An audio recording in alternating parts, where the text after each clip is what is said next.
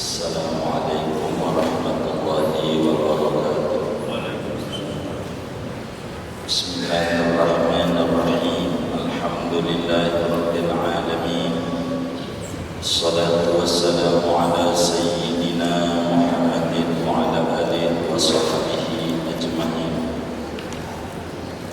An Abi Qatadah radhiyallahu anhu anna Rasulullah sallallahu alaihi wasallam qala fil hirrati innaha laysat binajisin innama hiya minat tawafina alaikum awit tawafati.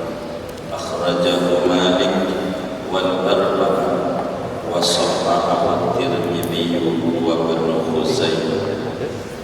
Dari Abu Qatadah radhiyallahu anhu bahwa Rasulullah sallallahu alaihi wasallam bersabda tentang kucing, innaha sesungguhnya kucing itu lesat binajisin tidaklah ia yang itu najis, innama hiya hanya saja kucing itu minat tawafina alaikum, yaitu termasuk dari hewan yang sering berkeliling di atas kamu, awit tawafati atau binatang yang berkeliling di sekitaran kamu.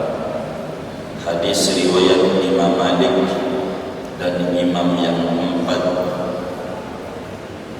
Ibnu Majah, Nasa'i, Tirmidzi, Abu Dawud, wa sahhahu Tirmidzi, dan menghukumi sahih hadis ini oleh Imam Tirmidzi wa Ibnu Khuzaimah dan Imam Ibnu Khuzaimah. Sudah ketemu ini halamannya, bisa nyari halaman berapa? 11. Ini halaman ketiga. Halaman ketiga. Hadis 11. Hadis ke-11. Saudara sekalian yang mulia, pertemuan ini kajian kita akan melanjutkan pembahasan yang lalu tentang hukum jilatan anjing. Ada hewan namanya kucing. Ini kucing adalah hewan yang sangat menarik, mirip dengan anjing dan suka musuhan, dalam istilah kayak anjing dan kucing. Kucing ini binatang yang patut untuk kita ambil ibrah. Kalau orang bisa belajar kepada kucing, hidup dia bahagia. Secara jujur, kucing itu makanannya ikan, dan ikan adanya di laut, dalam air. Kucing sampai detik ini sama air takut apa berani? Takut. Tapi rezekinya di dalam air. Kucing enggak punya joran enggak? Enggak. Neger bisa enggak neger? Kagak tuh kucing. Jujur enggak kuliah juga di perjuangan enggak kucing. Enggak punya ijazah, kontrakan enggak punya, kantor enggak punya buat dia kerja. Tapi sampai detik ini dia hidup dan berkembang biak. Padahal ama ayat takut. Kalau cara kita manusia ke kucing, dia bakal berkata kepada Tuhan, Tuhan, saya ini bangsa kucing, kontrakan gak punya, kantor buat kerja gak ada, kuliah juga kagak, mancing kagak bisa, tapi rezeki saya di dalam air, mana sama air takut. Gimana saya hidupnya untuk berkembang biak? Tidak begitu kucing. Dia yakin sama Allah, mantap yakin. Bila kita mantap keyakinannya sama Allah, semantap kucing, hidup kita akan tenang dan bahagia. Tapi lebih saudara kuliah juga di mercubuan. Ya, kucing nggak kuliah, mantap, nggak bingung mikir hidup. Mau corona, mau sampai kiamat kayak suka-suka ludah begitu. Hidup dia, mantapnya tuh kucing. Masa kita yang ada akal, ada pikiran, ada tangan, ada kaki, kuliah juga, ada kantor tempat kita bekerja, bingung. Ini patut dipertanyakan keimanannya kepada Allah antara dia dan kucing. Kucing yakin sama Al-Quran, wa ma min dabbatin fil ardi illa 'ala Allahi rizquha. Tidaklah makhluk yang melata di muka bumi melainkan jaminan Allah rezekinya. Kucing yakin yang dijamin rezeki bukan milik. Maka adalah orang karyawan juga sih di mercubuana, kalau minggu mancing kadang ke kamar begitu, Teluk Naga nyari bandeng begitu, kadang ke Perigi Lama, ke Parung juga nyampe juga dia mancing, dapatlah gurami satu, digoreng, habis digoreng taruh di meja makan. Innalillahi, kecap lupa di dapur, balik ke dapur ngambil kecap, balik ke meja makan, itu ikan kagak ada. Dimakan apa? Kucing. Yang menjadi pertanyaan, ini ikan milik siapa? Memang kucing mancing, milik siapa? Milik kita yang mancing. Rezeki siapa? Kucing. Kata kucing, emang rezeki yang dijamin. Milik enggak? Milik enggak? Bisa aja milik kita rezeki pengemis, bisa aja milik kita rezeki yatim. Itulah rezeki. Dan kucing mah. Tapi saya kajian di mercubuana ini bukan kajian filsafat, tapi disuruh ngajarnya nih sama Pak Dr. Jamil ini kajian hukum. Jadi mau ngomongin hukum. Kucing sering berkeliaran di rumah kita. Nabi punya murid banyak, 124.000 orang. Salah satunya panggilannya Abu Qatadah. Nama aslinya Haris bin Rib'i As-Silmi Al-Ansari, seorang barakuda, tentara barakudanya Rasulullah sallallahu alaihi wasallam, ikut di mana peperangan Rasulullah ikut. Itulah Abu Qatadah. Tidak banyak hadis yang beliau sampaikan kepada umat, hanya 170 hadis yang diriwayatkan melalui jalur Abu Qatadah radhiyallahu ta'ala. Sababnya hadis yang kita mau bedah ini, ada sababnya. Abu Qatadah di rumahnya banyak kucing, banyak kucing. Lalu ada air, karena kajian kita hukum air di ember dijilat oleh kucing.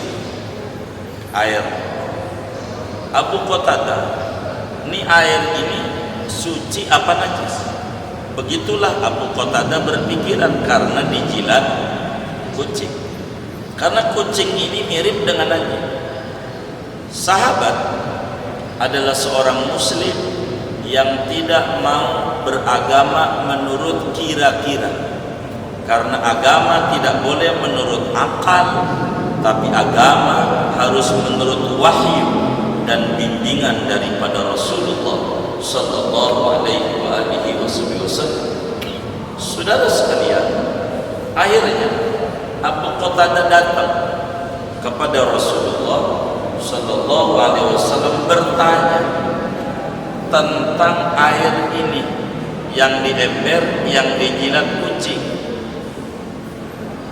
Itu bagaimana ya Rasulullah? Ini air yang dijilat kucing, apakah suci apa najis? Maka kata baginda Rasul sallallahu alaihi wasallam saat ditanya an Abi Qatadah radhiyallahu anhu anna Rasulullah sallallahu alaihi wasallam qala fil hirrah innaha laysat binajisin. Boleh juga dibaca binajasin, enggak apa-apa. Kata Nabi, Abu Qatadah, kucing itu tidak najis. Kucing itu tidak najis. Sehingga bekas minum kucing masih boleh dipakai wudhu, masih boleh dipakai mandi, masih boleh dipakai ngilangin najis. Dan ini poin inti ngaji tentang bersuci, karena tujuan utamanya adalah sholat, di mana sholat syaratnya diantaranya wudu suci dari hadas. Hadas ini wudu dan mandi. Kalau hadas besar perlu pakai air, perlu juga pakai nutup aurat, pakai baju, dan bajunya perlu dicuci. Nyucinya pakai air bagaimana? Ini sahabat selalu kalau merasa tidak mengerti agama tidak sungkan-sungkan nanya. Dan ini akhlak muslim, nanyanya ganjaran besar. Kenapa besar ganjarannya? Karena mematuhi perintah Allah. Kata Allah, fas'alu ahla dzikr in kuntum la ta'lamun. Ayo pada bertanya kepada ahli ilmu jika Anda tak tahu. Jadi nanya doang dapat ganjaran, sebab mematuhi perintah Allah. Nanya dalam agama itu dapat ganjaran besar, sebab fas'alu amrun minallah bisu'al, perintah dari Allah untuk kita bertanya. Jangan tidak bertanya. Kita kudu banyak bertanya. Jangan ngangguk-ngangguk saja di majelis, pas di luar nanya sama temennya, ngomong apa tadi? Oh, lu kagak nanya, gua malu. Begitu. Malunya dosa. Begitu. Malu, bukan di sini malu. Begitu. Ini kudu. Begitu. Maka sahabat radhiyallahu ta'ala anhum ajma'in enggak ada suka apa aja. Bila ada ahli ilmu, dia bertanya sama Rasulullah yang kecil-kecil, kucing, kata kita lah timbang kucing. Kagak, ini urusan akhirat, bukan dunia doang. Ini urusan akhirat. Maka bertanya kepada ahli ilmu. Maka Rasulullah sallallahu alaihi wasallam menjawab, innaha laisat binajasin. Kucing itu sungguh, pakai inna, namanya litaukidi madmunil jumlah. Di samping itu siaknya menggunakan nafi dengan huruf jar zaid. Di dalam Burhatul I'rab dijelaskan wal ba'u tahtasu bilaisa fil khabar kaqaulihim laisal fata bil muhtaqab. Kalau sudah ngomong pakai binajisin dengan huruf jar zaid yang masuk pada isim nakirah, ini menunjukkan nafinya luar biasa. Sehingga hadis ini saudara memberi penjelasan kepada kita bahwa bekas minum anjing, bekas minum kucing, sisa minumnya hukumnya tahir mutahhir, suci mensucikan. Dipakai masak boleh, dipakai wudhu boleh, mandi boleh, nyuci najis boleh. Kata kita, tapi saya geli, jijik. Jijik bukan hukum. Ini kaitannya dengan gaya hidup, lifestyle. Dulu kawan kita dibilang mandi, ngelihat orang mandi di air Cisadane, dia bilang ini jorok, kotor. Saya jawab, sekarang aja Anda udah jadi profesor, tinggalnya di Pondok Indah. Dulunya Anda waktu di Solo, di Bengawan Solo ngebak. Jangan menghina, ini udah gaya hidup. Anda sekarang hidupnya udah kayak begini, jangan anggap kotor. Islam hukumnya bukan pakai kira-kira. Kalau pakai kira-kira bahaya, sebab Islam rahmatan lil alamin. semuanya kudu terayomi oleh Islam. Begitu kata kita. Dan ini Nabi kalau udah bilang innaha laisat binajasin, itu kucing tidak najis, maknanya air yang dijilat oleh kucing, maka air itu suci, mensucikan. Dengan bahasa Nabi yang sangat gamblang menggunakan laisat binajasin. Begitu. Padahal bisa aja ngomongnya innaha tahiratun, kucing itu suci. Enggak ada. Kucing kagak najis. Kalau udah ngomong kagak najis, apanya aja enggak najis, termasuk bekas dijilat kucingnya kagak najis. Bukan sekedar kucingnya doang. Karena sahabat itu kalau bertanya sama Nabi, Nabi menjelaskan bukan pada satu pertanyaan, tapi penjabaran jawaban Nabi memiliki jawaban yang banyak. Ketika Abu Qatadah bertanya tentang kucing suci najis, Nabi tidak kemudian kucing suci, berarti kalau yang dijilat enggak. Tapi ketika Nabi menjelaskan innaha laisat binajasin, kagak ada najis apanya aja, termasuk air yang dijilat oleh kucing, kecuali ada faktor X. Apa itu faktor X? Kucing habis makan tikus, mulutnya ada darahnya, ada bangkai.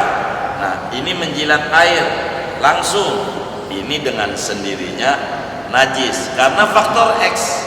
Tapi kalau tidak ada, andai kucing itu mohon maaf makan bangkai tikus lalu ngilang barang sejam, habis ngilang lalu jilat, ini air masih suci, mensucikan. Sebab bisa saja itu kucing udah dibersihin di air tempat lain, kemungkinan itu, maka air tetap suci, mensucikan. Karena itu para ulama, termasuk ulama-ulama madhab Syafi'i, melalui hadis ini, termasuk juga Imam Malik dan Imam Ahmad bin Hanbal dari kalangan madhab 4, mengatakan suci bekas minumnya kucing, tidak makruh, tidak. Karena zahirnya hadis Nabi menyatakan innaha laisat binajasin, dan bahkan memberi penjelasan tegas innama hiya minat tawafina alaikum awit tawafat. Bahkan kata Nabi, ini kucing ini yang sering keliling, sering di rumah, demen sama kita punya rumah. Begitu, enggak Pak, kucing itu. Dan berbicara dengan hadis sebelumnya, ada hadis yang lain berbicara kucing dan anjing. Nabi pernah datang ke rumah seorang sahabat, diundang. Si A mengundang Nabi, Nabi datang.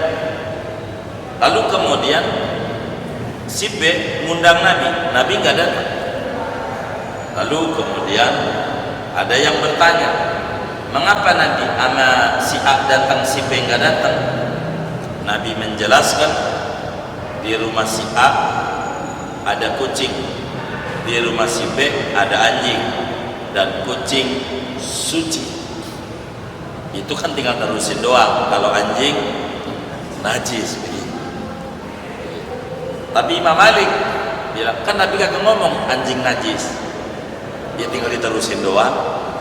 Kan dibilangin, di si A datang, si B nggak datang. Ditanya, kenapa Nabi nggak datang? Di si A ada kucing, si B ada anjing, kucing suci. Kata Imam Syafi'i, kan berarti maknanya anjing najis. Kata Imam Malik, Nabi kagak ngomong, jangan nambah-nambahin. Nah, ini namanya perbedaan pandangan ulama. Tapi tetap walaupun Imam Malik mengatakan anjing itu suci, dalam madzhab Maliki kalau wadah dijilat anjing mah kudu dicuci 7 kali, sama gitu, sama begitu, dicuci 7 kali. Maka kata Imam Syafi'i, kenapa kudu dicuci 7 kali? Emang udah ajarannya begitu. Kata Imam Malik, itu kudu lah, orang dicuci sampai 7 kali berarti najisnya bukan najis doang, berat lagi. Nabi nggak ngomong begitu, nggak ada kalimat begitu. Ini namanya perbedaan pemikiran. Nah, itulah madhab begitu yang kayak gitu. Jadi sehingga air bekas kucing itu suci. Bahkan di dalam madhab Malik bukan kucing doang. Kalau Nabi bilang yang sering berkeliling di rumah, ayam juga sering ada di rumah masalahnya. Kata Imam Malik, suci juga bekasnya. Ente pakai wudu boleh dalam madhab Malik. Madhab Syafi'i dulu begitu. Karena ayam ini kadang tinja orang dimakan juga masalah. Kalau kucing enggak, cerdas. Kucing, mohon maaf, ada kotoran orang. Kucing dimakan enggak? Kenapa enggak makan? Paham, ini barang kotor. Coba, kucing aja tahu kalau barang kotor enggak. Jangan sampai kita main hantam aja. Mau halal ke, mau haram ke, ambil aja. Kalah sama kucing. Kucing aja pintar milih-milih. Masa kita yang ada akalnya enggak pintar malah pilih? Nah, itu begitu. Begitu.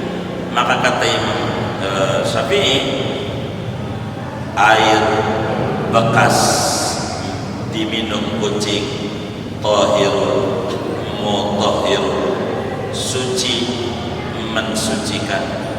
Andai itu kucing kemudian itu memakan bangkai dan nyata di depan mata mulutnya ada bangkai menjilat, ini namanya faktor X, dengan sendirinya najis, bukan materi kita karena nyata najis. Tapi berbicara tentang kucing, kucing itu suci, begitu suci, begitu suci.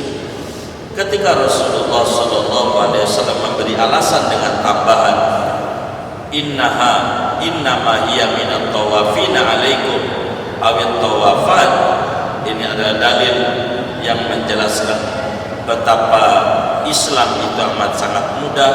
Kucing ini sering berkeliaran di rumah dan Islam datang bukan untuk menyulitkan, tapi Islam ini datang selalu memberi solusi kepada umat manusia. Bahkan program Nabi, yassiru wala tu'assir, beri kemudahan dan jangan mempersulit. Yang bisa dibikin gampang jangan dibikin susah. Ini adalah agama, dan Al-Quran menyatakan yuridullahu bikumul yusra wala yuridu bikumul usra.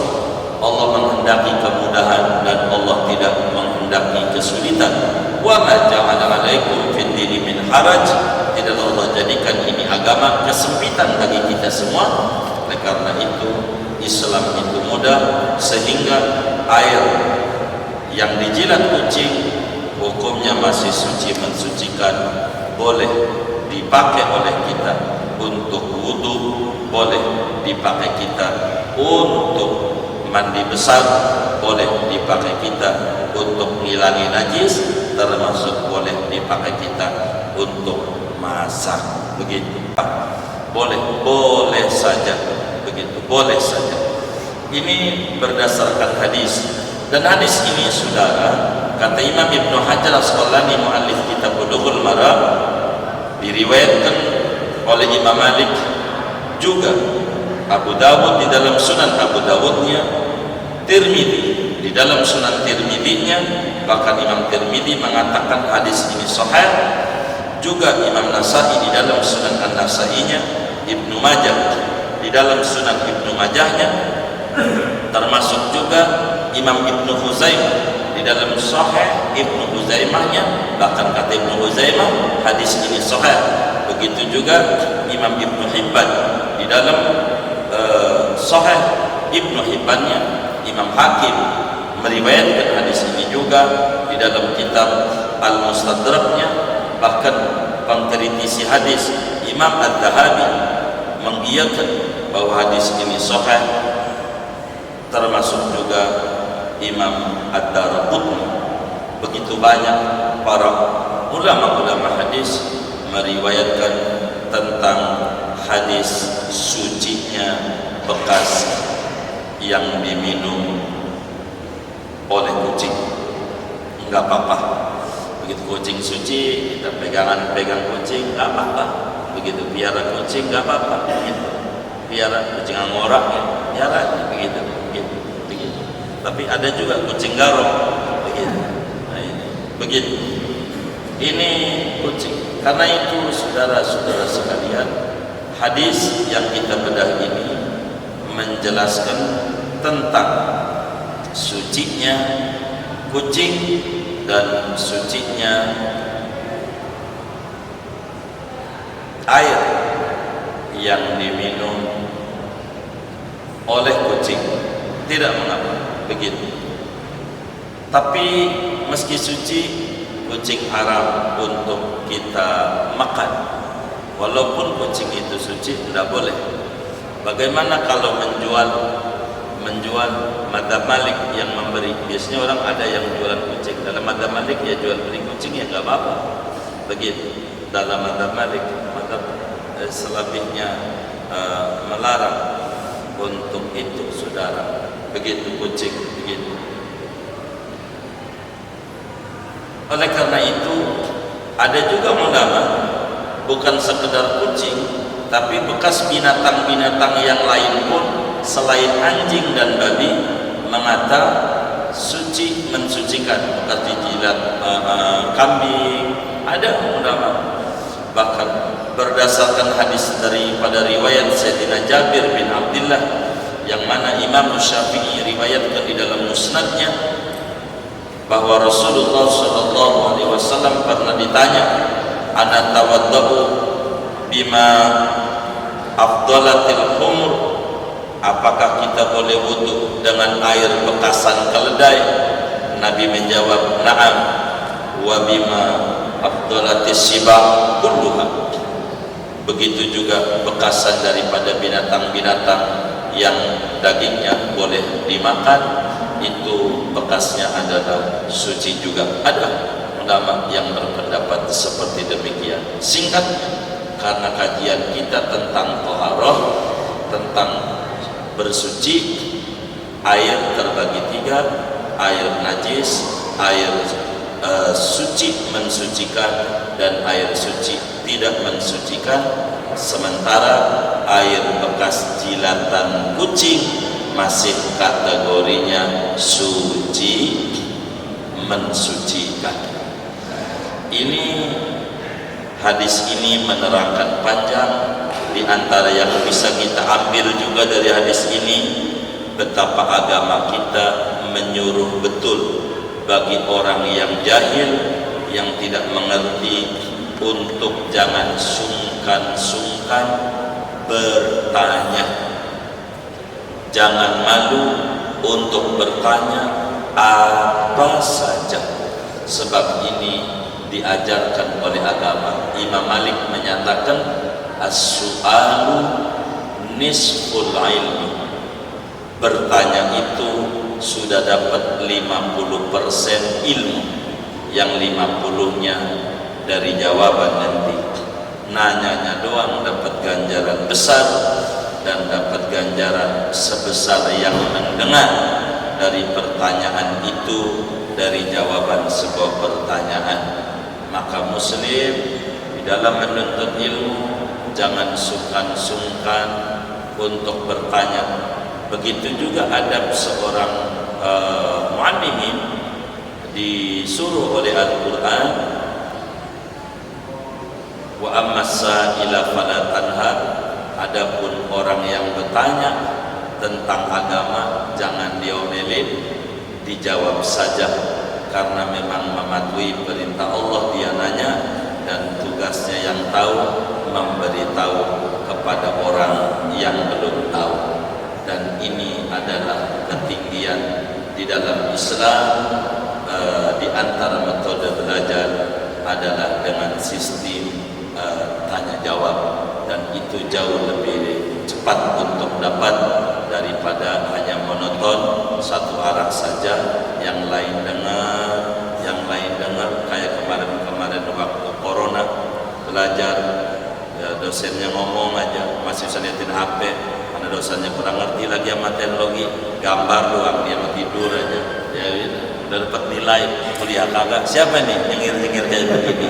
Curiga juga saya gitu. Yang enggak aja. Nah, oleh karena itu inilah materi kita. Nih ada yang bertanya, saya mau tutup aja kalau begitu. Ini aja dari apa yang kita bedah dari hadis yang ke-11 dari kitab Bulughul Maram. Wallahu a'lam bishawab. Baik.